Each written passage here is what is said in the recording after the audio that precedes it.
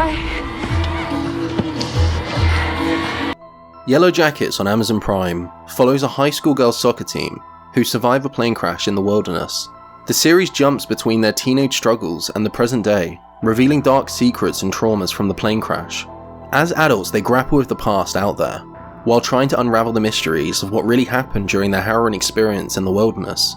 They survive in the wild for a very long time period and have to make, well, let's just say some difficult decisions in order to survive.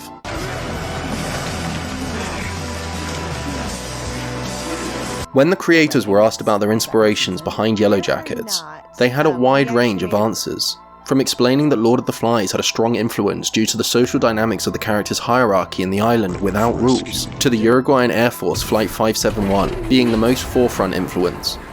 The story of Uruguayan Air Force Flight 571, also known as the Andes Flight Disaster, or the Miracle in the Andes, is indeed an eye-opening tale of survival against impossible odds. Yet Yellowjackets actually holds such a strong reference to the Andes flight disaster that it was briefly mentioned in Season 1, Episode 9. You guys ate each other.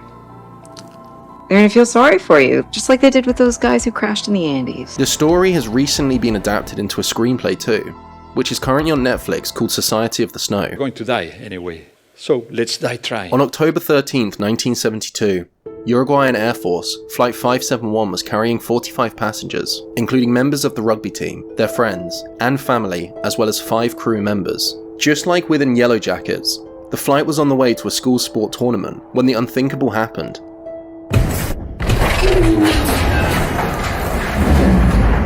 It's worth mentioning that just like in Yellowjackets, this too was a private jet flying them.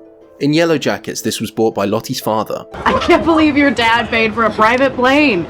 That's pretty much his only form of parenting. Compared to in the real life situation, where all of them chipped in towards the price.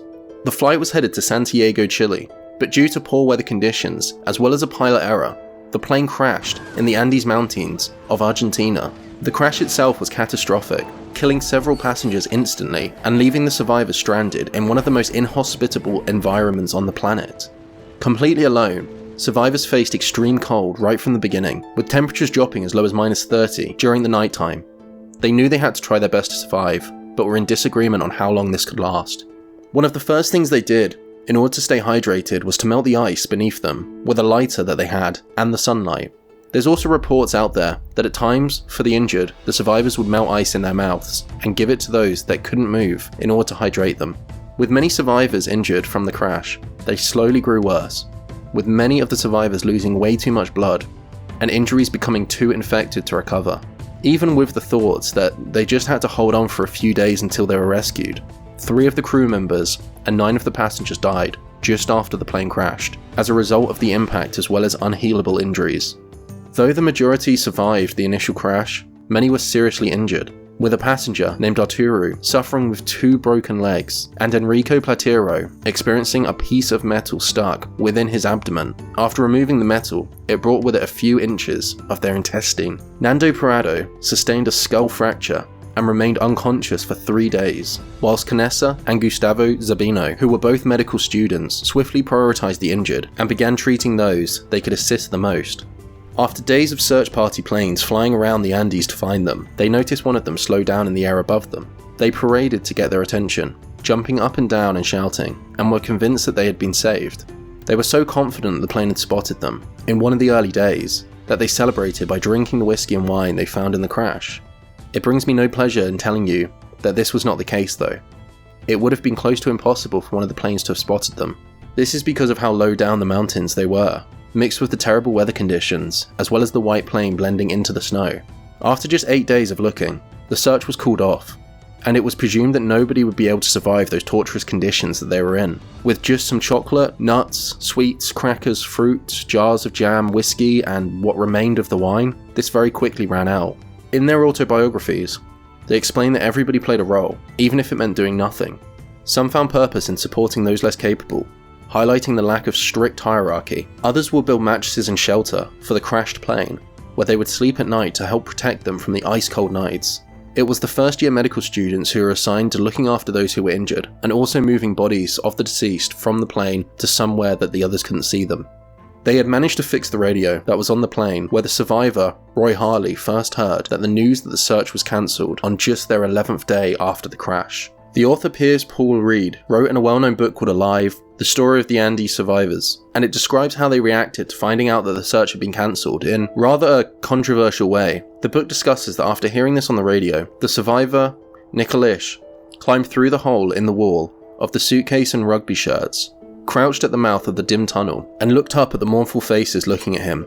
"Hey boys," he shouted, "there's some good news that we just heard on the radio. They've called off the search." Inside the crowded airshaft there was silence.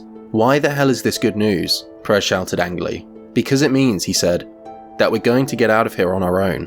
The courage of this one man prevented the flood of total despair from overcoming the group.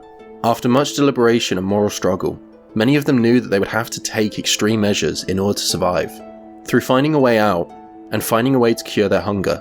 At this moment, in addition to seeing their friends and relatives die, they knew that they'd be next unless they made the decision to consume the flesh of the deceased in order to sustain themselves. The 2 medical students were assigned to cut these deceased bodies up and feed the other survivors the meat. The meat was dried using the light from the sun as well as the lighter that they had, and many survivors explained that it was easier to swallow by mixing it with the snow.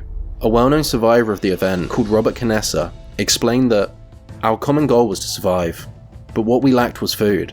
We had long since run out of the meager pickings that we had found on the plane, and there was no vegetation or animal life to be found. After just a few days, we had the sensation that our own bodies were consuming themselves just to remain alive. Before long, we'd become too weak to recover from starvation. We knew the answer, but the answer was just too terrifying to contemplate. The survivors initially ate the bodies of those who they weren't close to, that had died in the crash. This included the pilots and flight assistants' bodies, that were the first to be consumed. Nando Parado was the first to suggest eating a body when he told Carlitos that he'd eat the pilot as he had lost his mother and sister from the plane crash. Eventually they made the decision to sacrifice some of their own family's deceased bodies in order to survive. In the Society of Snow, this was seen as one of the greatest respects that you could offer, as they'd be putting aside their emotions to support the survival of the group. Many of them bravely promised their own bodies to the group too, if they were to pass away. The survivor named Parado explained that, "We made a pact. If I die, I give you my body, so that you can survive." On the midnight of October 29th, 17 days after the initial crash, an avalanche hit the survivors while they slept. Tragically, 8 people that night were smothered to death. The loss of Perez, the captain and leader of the survivors, and Alana Methel, who had cared for many of the injured passengers, was especially devastating for the team to endure. The avalanche buried them almost completely, leaving a meter of space inside the plane. Parado used a metal pole to create an air hole, and on October 31, they dug an exit from the cockpit, only to be trapped again by a blizzard. For 3 days they were stuck inside with the deceased, eventually resorting to eating their flesh for survival. With Perez gone, Daniel Fernandez and cousins Eduardo and Fito Strach took over the leadership. Initially the survivors believed that they were close to Chilean countryside and could climb up over the mountains for help. But they were actually deep in the Andes, far away from any help. In December, more than 2 months after the crash, 2 of the survivors, Nando Parado and Roberto Canessa, embarked on a pillarous journey across the mountains in order to seek help. Nando Parado, who embarked on the journey for help, has spoken extensively about the experience. He once said, "I had to do something. I refused to accept that this was the end." After enduring incredible hardships, including avalanches and frostbite, they travelled using only materials found in the aircraft wreck. They climbed 839 meters from the crash site, up 30 to 60 degree slopes, in a 4,503 meter ridge to the west of the summit of Mount Silla. From there they trekked just over 33 miles for 10 days into Chile before they found help. They encountered a Chilean shepherd who alerted the authorities, leading to the rescue of the remaining survivors on December 23rd, 1972. In total, 16 people survived the ordeal, enduring unimaginable suffering and making imperative choices to stay alive. The story of the Uruguayan Air Force Flight 571 has been the subject of many books, documentaries and films, highlighting the resilience of the human spirit in the face of extreme adversity and the willingness to never give up.